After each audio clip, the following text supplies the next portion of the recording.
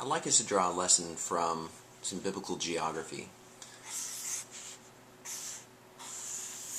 If you don't recognize this poorly drawn diagram in terms of where it would fall on the map, imagine the Mediterranean Sea being over here and this being the land of Israel. And what you may begin to then recognize is that this would become known as the Sea of Galilee. This would be the famous Jordan River. And this is the Dead Sea. Now what you may or may not have thought about is that the Sea of Galilee, which is fed by a number of springs and tributaries that come in and fill it up, is the scene of the Bible, is the place in the Bible where we find the most New Testament activity. This is, again, near Galilee. This is where the Decapolis was, and major Greek cities and Roman cities and Jewish communities. This is where Jesus called his disciples. This is where Jesus walked on water. This is where Jesus told Peter to cast the nets on the other side of the boat, and he hauled in more fish than he could handle. If there was a story in the Bible that involved boats and involved prosperity, it was the Sea of Galilee. Fishing is good here. Business is good here. Community thrives around the sea. But it's also dangerous. This is also the same sea where boats sink and the storm arose and the disciples thought they were going to die and they freaked out.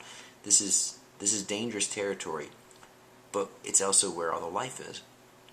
You don't hear any great biblical stories about things happening in the Dead Sea, and yet the Dead Sea is nothing but the drainage pool of the Sea of Galilee. It's the same water that starts here, goes in the Sea of Galilee, goes in this whole ecosystem, flows down the Jordan River, and then pools in the Dead Sea. The problem with the Dead Sea, the only difference between it and the Sea of Galilee is it lacks any output.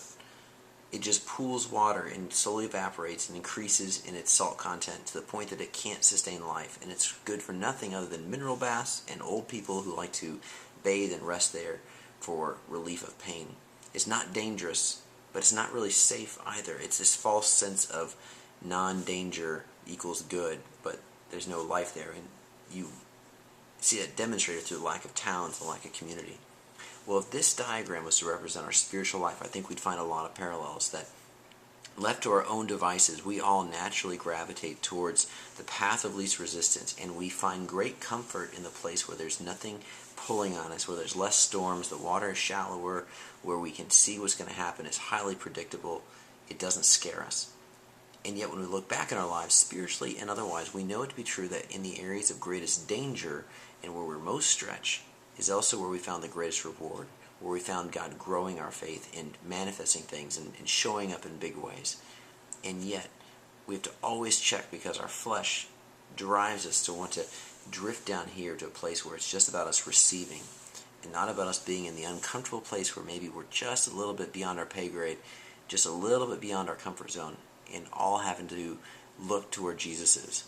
And so I would challenge you today that don't go down here. In East Texas, when you find pools of sitting water, we don't have places like the Dead Sea, we have the swamps.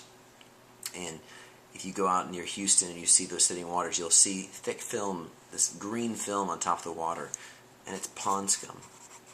It's this natural growth that happens when water remains stagnant too long, and perfectly good water that previously supported life grows toxic and begins to look ugly, smell funky, and will eventually begin to kill life around it.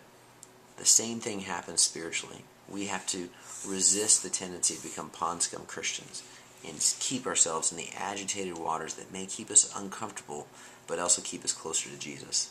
So I challenge you, live boldly, stay up here, don't be a pond scum Christian.